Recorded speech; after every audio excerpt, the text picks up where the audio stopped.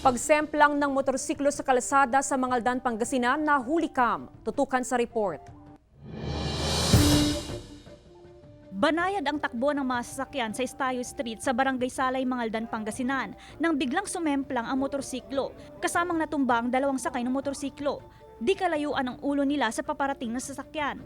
Mabuti na lamang at hindi natamaan ng sasakyan ang mga sakay ng motorsiklo. Kung muling titignan ang video, nakabuntot ang nasabing motorsiklo sa isa pang motorsiklo nang bigla itong matumba.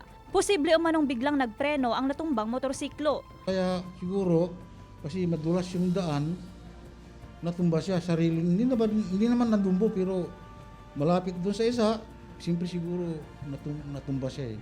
Mabuti na lamang umano at naka-helmet din ang dalawang sakay ng motorsiklo. Nasa maayos na raw silang kondisyon. Yung mga motorista naman po, hindi na po sana masyadong magkadikit, mabilis, kasi madulas ang daan, ulan eh. Kasama si Jing Dakanay, Joan Punsoy, Balita Amyanan.